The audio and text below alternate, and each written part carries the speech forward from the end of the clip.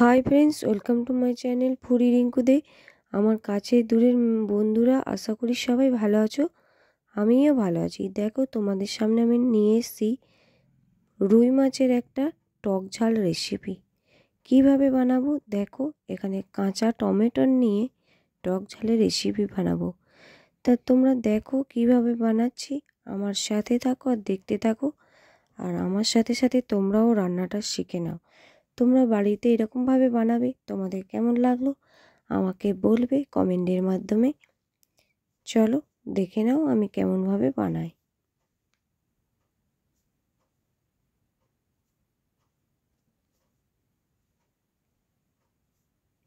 এখানে দেখো, আমি কাঁচা টমেটো নিয়ে নিয়েছি, একদম সবুজ সবুজ দেখতে, আর এরকম ছোট্ট ছোট করে কেটে নিয়েছি। এখানে আমি 4টে বড় সাইজের কাঁচা টমেটো নিয়েছি।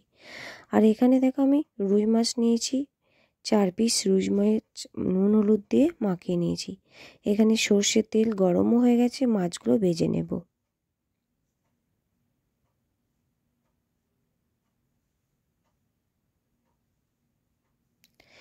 এদিকে দেখো, আমি রান্নাটা করতে করতে সুজাতার লাইভ চলছিল, তখন দেখলে তো তোমরা। আর এখানে দেখো, আমি সর্ষে মানে হলুদ সর্ষে নিয়েছি, জিরে আর কাঁচা লঙ্কা নিয়ে বেটে নিয়েছি। মাছ ভাজা হয়ে গেছে, আমি এরপর তুলে নেব মাছগুলো।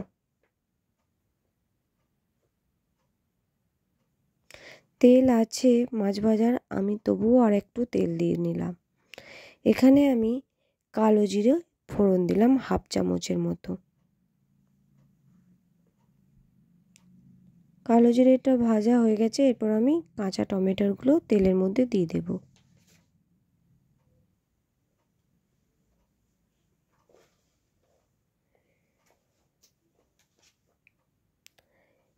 টমেটোটা যাতে তাড়াতাড়ি নরম হয়ে যায়, সেই জন্য পরিমাণ মতো অল্প একটু লবণ দিয়ে নেব।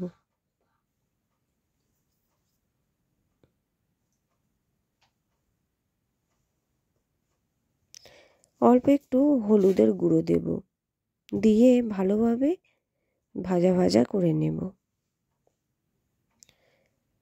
দেখো কি সুন্দর ভালোভাবে ভাজা হয়ে গেছে, কি সুন্দর নরমও হয়ে গেছে, একদম ভাজা ভাজা হয়ে নরম হয়ে গলে গেছে।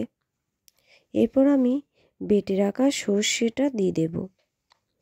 দেখতে কিন্তু পোস্তর মতো লাগছে, এটা কিন্তু পোস্ত না, এটা আমি যেহেতু হলুদ সর্ষে দিয়েছি সেই জন্য পোস্তর মতো দেখতে লাগছে। এবার আমি বাটিটা ধুয়ে একটু জল দিয়ে দেব।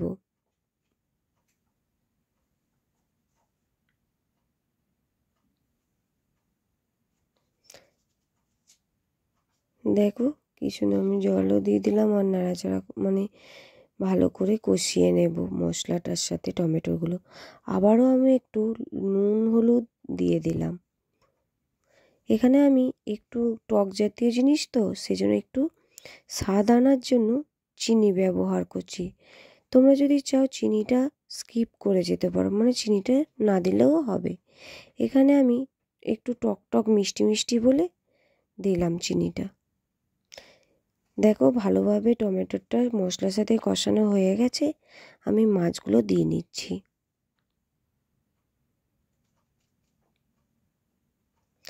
মাছগুলো দিয়ে ভালোভাবে কষিয়ে নেব।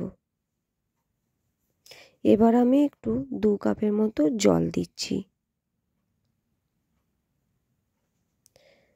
অল্প একটু ধনেপাতা ওপর থেকে ছড়িয়ে দেব।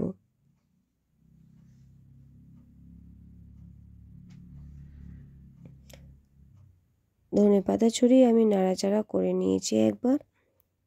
এরপর আমি ওপর থেকে কাঁচা সর্ষের তেল দিয়ে দেবো। এটা না, কাঁচা সর্ষের তেলটা দিলে খেতে কিন্তু খুব সুন্দর লাগে।